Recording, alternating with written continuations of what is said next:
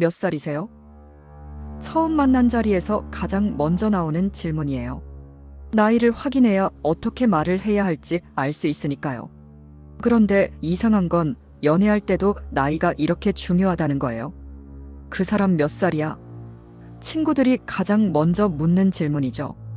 동갑이면 오, 좋네. 한두 살 차이면 괜찮네. 하지만 서너 살 이상 차이 나면 반응이 달라져요. 그 나이 차이 괜찮아? 나중에 문제 안 될까? 왜 한국에서는 나이 차이가 이렇게 중요한 걸까요? 처음에는 저도 별 생각 없었어요. 나이 차이. 사랑하면 되는 거 아닌가? 하지만 실제로 나이 차이가 나는 사람을 만나면서 깨달았어요. 한국에서 나이 차이는 단순한 숫자가 아니라는 걸. 그건 위계였고 서열이었고 때로는 권력이었어요. 나이가 많다는 건 자동으로 더 높은 위치에 있다는 뜻이었고, 나이가 어리다는 건 낮은 위치에 있다는 뜻이었어요. 연애 관계에서도 그 서열은 작동했어요. 자연스럽게, 너무나 자연스럽게. 한국은 유교 문화권이에요. 수백 년 동안 나이와 서열을 중요하게 여겨온 사회죠. 어른을 공경하고 손위 사람을 존중하고 나이 많은 사람의 말을 따르는 게 미덕이었어요. 이런 문화는 가족관계에서, 직장에서, 그리고 연애에서도 작동해요. 나이가 많은 쪽이 자연스럽게 주도권을 갖게 되고 나이가 어린 쪽은 따르는 역할을 하게 되는 거예요. 오빠가, 형이, 언니가, 누나가 더 잘 알고 더 많이 경험했고 더 성숙하다고 생각하는 거죠. 하지만 요즘은 조금씩 달라지고 있어요. 예전만큼 나이에 엄격하지 않아요. 동갑 커플도 많아졌고 서너 살 차이도 자연스럽게 받아들여지고, 심지어 여자가 나이가 많은 누나, 연애도 점점 보편화되고 있어요.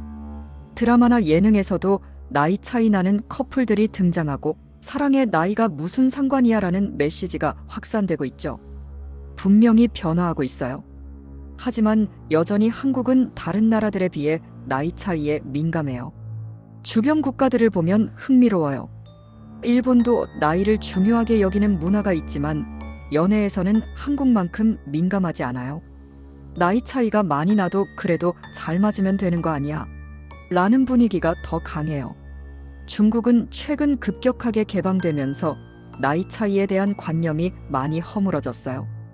특히 도시 지역에서는 나이보다 개인의 능력이나 성격을 더 중요하게 봐요. 대만이나 홍콩도 비슷해요.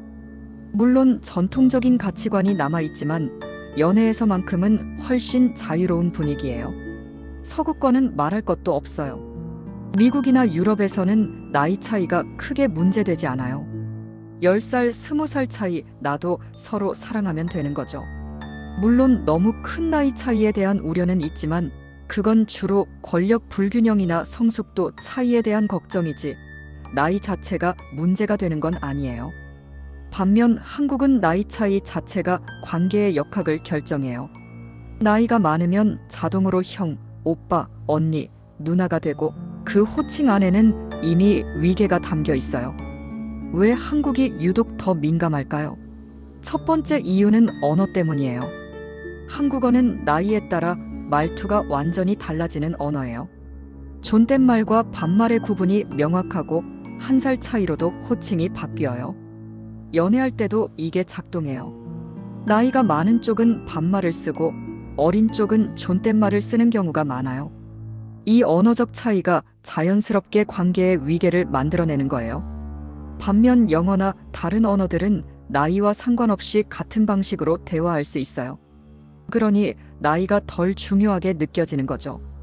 두 번째 이유는 집단주의 문화예요. 한국은 개인보다 집단을 중요하게 여기는 문화가 강해요.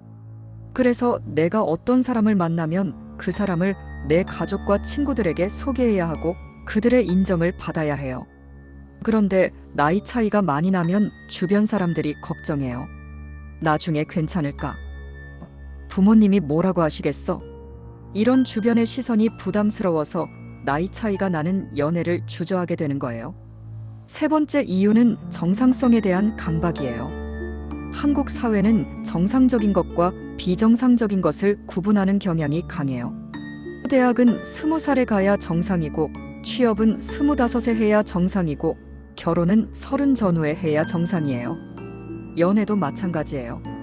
비슷한 나이끼리 만나는 게 정상이고 나이 차이가 많이 나면 뭔가 특별한 이유가 있다고 생각해요. 왜 또래는 안 만나고? 뭔가 문제가 있는 거 아니야? 이런 의심의 시선이 존재하는 거죠.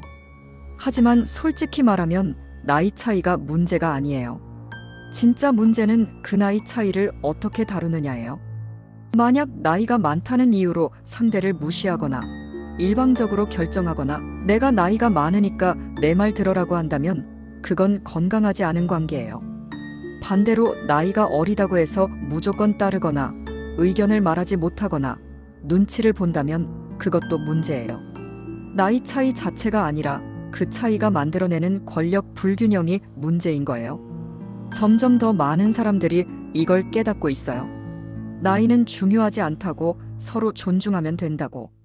실제로 요즘 젊은 세대는 나이 차이에 훨씬 덜 민감해요.